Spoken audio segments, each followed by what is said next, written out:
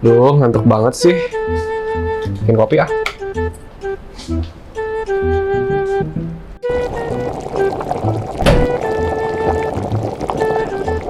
Udah matang air panasnya. Hah, yang bener. Aduh, panas banget. Aduh, ada salep nggak ya? Ada nih. Pakai dulu ah.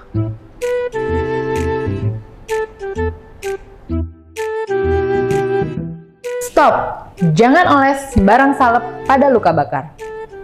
Hai Sobat Kalbemet, pengolesan bahan-bahan seperti margarin, odol, minyak tanah, oli, bahkan salep tertentu pada luka bakar justru dapat memperparah kondisi luka bakar. Contohnya, penggunaan margarin justru akan mengakibatkan suhu pada luka bakar tak kunjung turun, sehingga menyebabkan kerusakan jaringan semakin berat. Ataupun, mengoleskan salep antibiotik yang tidak sesuai indikasi akan menjadi tidak bermanfaat terhadap luka bakar. Sebenarnya, perawatan luka bakar ringan dapat dilakukan dengan mudah, di mana saja dan oleh siapa saja. Yuk, kita mulai perawatan luka bakar ringan.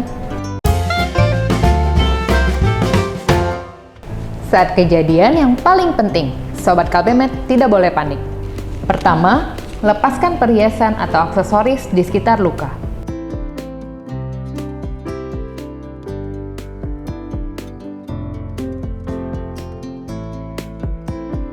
Kedua, letakkan luka di bawah air mengalir bersuhu ruangan selama 15-20 menit. Hal ini penting karena walau luka tanpa api atau api telah padam, proses kerusakan jaringan tubuh tetap terjadi karena suhu tinggi yang tersisa. Sehingga, tujuan tindakan ini adalah menurunkan suhu pada luka. Jangan gunakan air dingin maupun air panas, agar suhu pada luka dapat turun secara perlahan selama proses dialiri air. Penurunan suhu secara mendadak dengan menggunakan air dingin atau es akan berbahaya karena jaringan tubuh yang mengalami luka bakar telah kehilangan fungsinya untuk mempertahankan suhu tubuh yang normal, sehingga beresiko menyebabkan suhu pada luka terlalu rendah dan berbahaya bagi jaringan yang mengalami luka bakar. Ketiga, keringkan luka dengan kasa steril atau kain. Tepuk area luka secara perlahan. Keempat, aplikasikan cairan antiseptik. Lebih disarankan antiseptik yang mengandung polyhexamethylene biguanide atau polyhexanide atau lebih dikenal dengan nama PHMB, dan biarkan mengering dengan sendirinya. Kelima, tutup luka dengan plester waterproof atau anti air agar luka tidak terkena cairan dari luar. Ganti plester dan aplikasikan ulang cairan antiseptik setiap 1-3 kali sehari tergantung kondisi lukanya.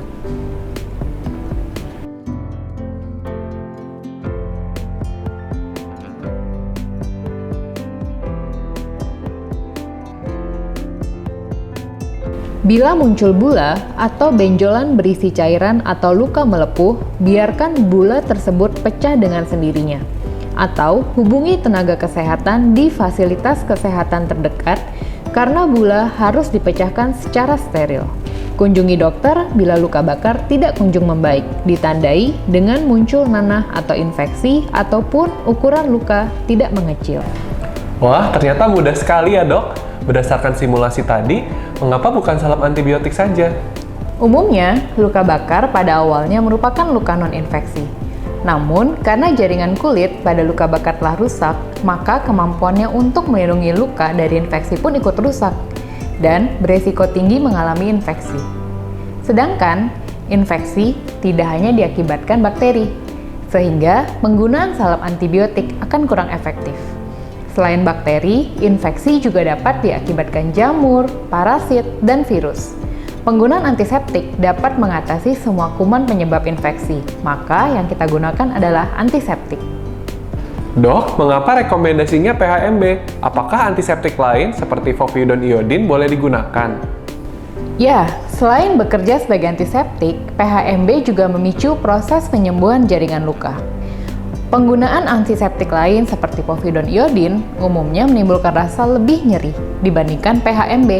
dan nyeri tersebut diakibatkan luka teriritasi, yang justru menghambat penyembuhan luka. Apakah yang dimaksud dengan luka bakar hanya seperti yang saya alami ini, Dok? Tidak, kejadian tangan terkena minyak, panci panas saat memasak, anak-anak tersiram air panas tanpa sengaja tersundut api dari rokok, terkena knalpot kendaraan yang panas, tersetrum, terkena zat kimia baik asam dan basa, juga merupakan contoh kasus luka bakar. Apakah semua luka bakar dapat dirawat di rumah, Dok? Sayangnya, tidak semua luka bakar dapat dirawat di rumah. Pertama, Sobat Kalbemet perlu mengetahui derajat luka bakar dan cara menghitung luas luka bakar. Berdasarkan guideline American Burn Association, derajat luka bakar dibagi menjadi 3, yaitu derajat 1, kulit berwarna merah jambu atau merah dan terkadang nyeri. Derajat 2, kulit berwarna merah disertai melepuh, bengkak, dan sangat nyeri. Derajat 3, kulit berwarna putih pucat atau hitam dan tidak nyeri karena telah mati rasa. Sedangkan, luas luka bakar dapat dihitung menggunakan telapak tangan korban luka bakar yang satu telapak tangan korban dihitung sebagai 1%. Luka bakar yang harus dirujuk ke dokter atau fasilitas luka bakar bila luka bakar derajat 2 dengan lebih dari 10% dari luas tubuh pada korban. Luka bakar derajat 3, luka bakar pada area khusus seperti seluruh tangan, kaki, muka, telinga, mata, alat kelamin, dan sendi besar. Luka bakar akibat zat kimia, listrik, dan petir. Luka bakar disertai luka trauma seperti patah tulang.